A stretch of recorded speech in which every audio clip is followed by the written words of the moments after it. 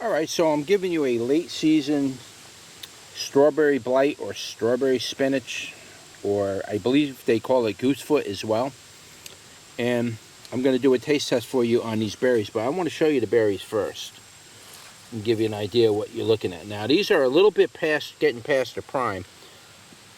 They're starting to get a little past the prime, but they're still going to be good, very edible. These are delicious.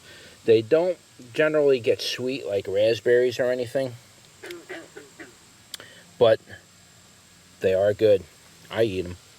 And here's what they look like before they kind of ripen. These are smaller. This plant's dying for the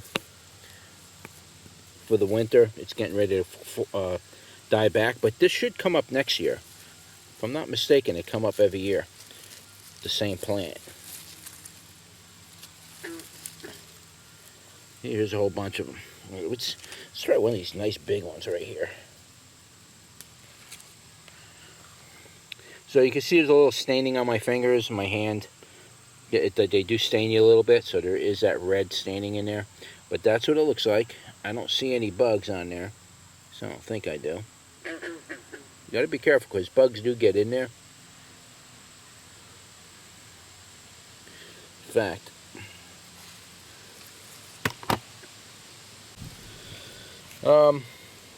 some of these look like they're getting a little buggy.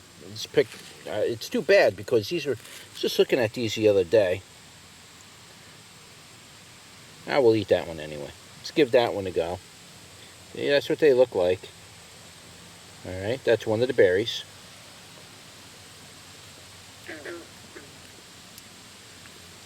It's very strange. These things are awesome. I love eating these things. It's got a very light sweetness. Very, very light.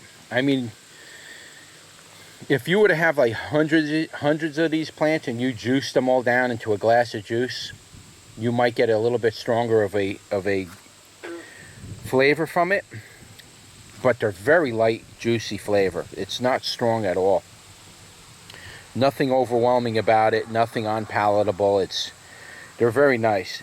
But that sweetness and the flavor, let me try this one. It's weird. You get a slight berry flavor, almost like raspberry, with a follow-up of the spinach. So it's like it goes from like a slight raspberry flavor into a spinach flavor with the sweetness carrying it over. I don't know if that makes any sense, but that's kind of the effect. And there's some more. Like I say, some of them look kind of buggy. We'll eat them anyway, though.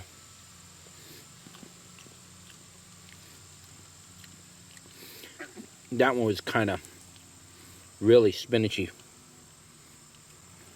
They taste like spinach for the most part. Got a very spinachy, raw spinachy flavor, not cooked spinach, like a raw type spinach flavor. But if you let them get nice and big like this, that's where you're going to get most of your flavor from. This one looks pretty good. The bigger those berries are, the more sweeter they get. The more of a rich, sweet flavor. I could eat these things all day. Now, what I do, and I'll probably do this today or tomorrow, is when they get like this, I just pick these berries and bring them in the greenhouse or in my house, somewhere in the sunlight. You kind of want it. Within about a day, that berry will dry right out to a tiny little thing, and you can powderize it. It's really strange. It's not like a wet berry where, like, if you tried to do that with a raspberry, it would probably start fungusing up and getting nasty, and juice would drip out. These don't do that. This you dry those berries up, it shrinks, and then you rub it like that, and it's full of seeds. So that's how you would save your seeds from that. And believe me, I'm saving some of the seeds from this. But let me see if I could show you a leaf. A lot of leaves on this is all damaged. Take you in the greenhouse. I'll show you one in the greenhouse. Yeah, it's getting into that time of year. We're getting way past our garden prime this year. I think we're pretty much getting ready to pack it in. It looks like early. It's going to be an early.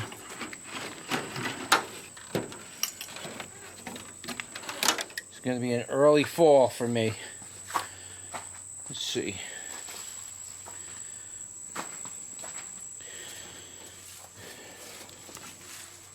So here's a volunteer that came up. And this one will probably be a lot better tasting, being I got it indoors. It's in the pot, and you can see it's not as many insects or anything kind of covering that. But what you could see is the leaf. Here's one. It's got a bunch of bug holes in it. And this plant can get quite big if you put it out on its own. You grow it by itself. This plant will get very big.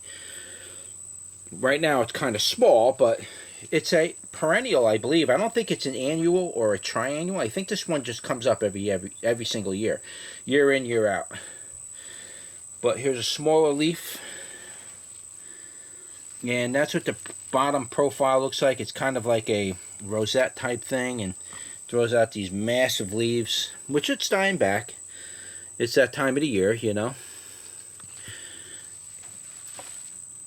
Oh, that's choking down my plants. So that's about it. I just wanted to do a taste test for you and show you what it looks like. Now the leaves are edible too. If I'm not mistaken, this is actually considered an invasive species in some countries. It really grows out of control. So I don't really know. Now is it invasive here in this country? I don't know. I can tell you one thing now. You see how I'm telling you that these are all volunteers? I planted this a couple times one year, and it didn't really produce that many berries. It just makes that one stalk, some berries come out of it. You save some seeds and you forget about it. This thing comes up randomly around my yard now. So it is popping up all over the place. Now that's kind of a good thing. It's a good foraging food, and it's a good famine food too. They consider this a famine food. The thing is that it can become very invasive if you have other plants or natural wildlife you're worried about getting crowded out because of something like this. But nevertheless, it is a good plant. It's very vigorous. It'll come up on its own eventually. Once you learn to recognize what to look for in it, you won't have a problem identifying it. But like a lot of times in the early part of the year when you're trying to identify this plant, the bottom half of this leaf will be purple, and it'll be small little rosette, and that's how you know what it is. But you can never mistake these leaves. They almost look like a type of sorrel of some sort, but I don't believe that it's in the sorrel family. I could be wrong about that, but so anyway, that's just a quick look at your strawberry spinach, or your, they call it strawberry blight, or it's called, I believe it's called goosefoot. I believe that's one of the names for it. Again, all the information will be down in the description and in the title, and you'll be able to research everything about that plant if you're interested in it. I would definitely say this is a very nice one to grow. If you have room for it, give it a go. All right, so don't forget to like, share, and subscribe, and I will see you on the next one. Take care.